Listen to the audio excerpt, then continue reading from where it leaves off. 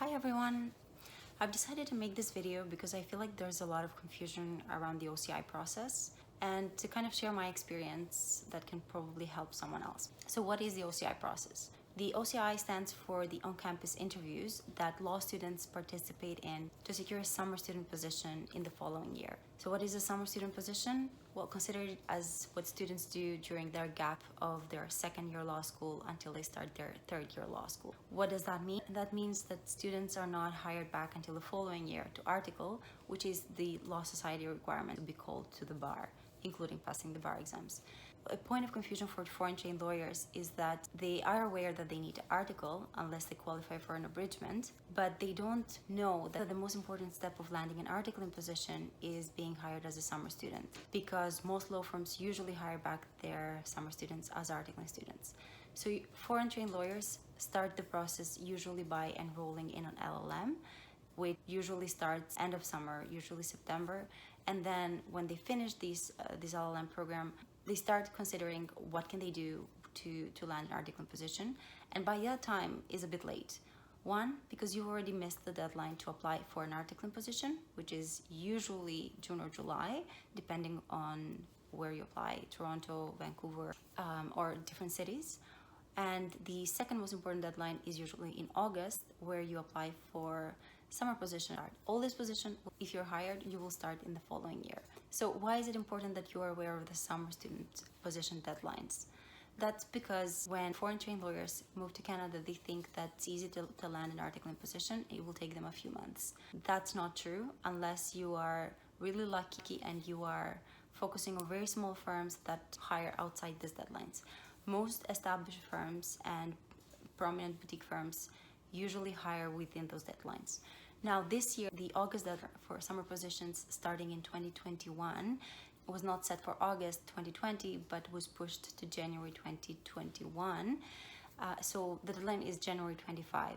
That means that candidates that are interested in applying have less than 20 days to do so. And the reason I'm making this video is because there are some elements of this application process that you need to be aware of, and most students usually prepare their application package the weekend before the deadline. So how can you apply following the normal recruitment process, which happens through Velo Portal? Velo Portal is a platform where students select the law firms or the government positions that they want to apply to, and they send their applications through this platform. Employers that will participate in this program select the students that they want to interview for an on-campus interview, which is a 17-minute interview, usually happening in person, but this year due to COVID is happening virtually. After the students are interviewed, law firms decide to narrow down the pool of the students that they will interview in firm. So until last year, foreign trained lawyers were not able to participate in the OCI process unless they were enrolled at a law school that partnered with specific law firms. Starting last year, students can send their applications and they can include a line saying that they will be participating in the OCI process designed for foreign trained lawyers or for candidates who are not enrolled in a specific law school in Canada. So to do that, check the resources that are posted by the ITLNCA, and they have specific instructions on what to include in your cover letter to be included in the OCI process. So what is important for you to know in terms of how to prepare your application package? The most important document in your application package is your cover letter. And most foreign trained lawyers are not familiar with drafting a proper cover letter. Most students usually just copy paste whatever they have included in their resume, and that's not the purpose of the cover letter. The cover letter should be a story that makes you sound like you, but at the same time stresses your strengths and your experience and how you are eager to learn. After your cover letter, the second important document in your application package is your resume. There are many cover letter and resume webinars that you can watch online. The ITLNCA has posted some great resources on how to draft your application package. Take a look at those. What you also need to include in your application package is your transcripts. So bear in mind that it takes a while for you to issue official transcripts to include in your application package. And if you come from foreign jurisdictions, it is very important that you include a letter that explains your grading system and how good your law school was, how you ranked among other students, and other things that you did during law school or after that make you an interesting candidate. Other than transcripts, although many firms don't require you to submit reference letters, it's also good advice that you do. Having a reference letter is a great testament to how your strengths are seen by someone who is in position to judge you and to assess you, be it a professor or a former employer. Some employers may ask you to submit a writing sample. You can use one of your papers for law school.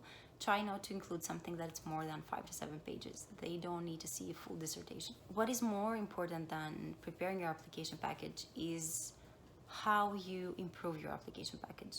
And that is why it's important that you do this way in advance. So you have less than 20 days before you apply on January 25.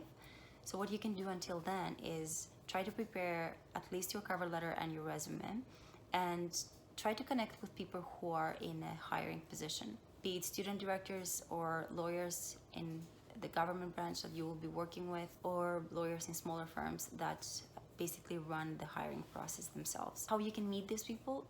Usually law firms or government branches organize open house events where they invite students to get to know the firm, their lawyers who are leading each practice area, to explain a little bit more about their summer program and the training that is included. Some law firms may have rotations during their summer programs if they are a full service firm and they want their students to at least gain exposure to different practice areas. Most firms don't include rotations, so this is a good question to ask. So meeting lawyers in these events and student directors is very organic and natural, and it's a great opportunity for you to follow up and be on their radar. Once you are on their radar, you can potentially ask them for a coffee or Zoom coffee now, and if you see that you are connecting with them, you can kindly ask them to review your application package.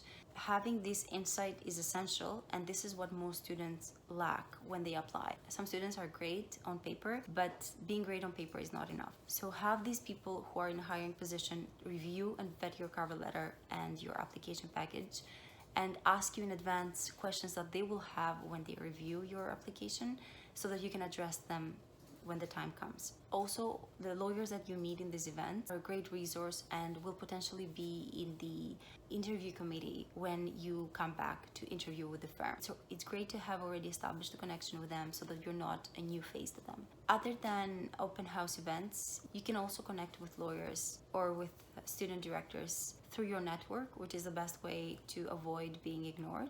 Ask someone in your network that is a mutual connection to connect you with these professionals, or if you don't have someone, send them an email yourself and be specific about what you're asking. If you are interested in applying in those firms, include that in your email. Tell them that I'm interested in applying in your firm and I want to know more about your summer program. Here's my application package for reference. I would love to schedule 30-minute Zoom coffee with you to discuss about my particular situation and experience and how you think that I should address it in my application package to maximize my chances because I'm interested in your firm. That shows interest, and most student directors and lawyers who are involved in the hiring of summer students or articling students usually have a list, and they have noted down who they have met before the application deadline expires. Also, the lawyers that you meet during this process can be a great contact to include in your application package that you have already met, so you have inside information about the firm and you're not relying exclusively on what you've seen on the website. Just bear in mind before you use their name in your cover letter and say that I spoke with this person and I know this and this about the firm, try to confirm with them that they are okay with that, because they will probably be asked when the student director or the hiring lawyer assesses your application, and you don't want them to say that they don't remember you. So the application deadline for OCIs starting in the summer of 2021 is on January 25. My advice is to all candidates who are in the process of becoming licensed to practice to apply, don't think of it as wasting a year of waiting, because chances are that you will wait a lot longer to land an articling position. So participating in OCIs maximizes your chances of landing an entry-level position with a firm that is probably established, and these firms usually are in a position to accommodate if you have completed your NCAO requirements, your bar exams, and you can article way before the following year. So good luck with your applications, and feel free to comment or DM me if you have any questions.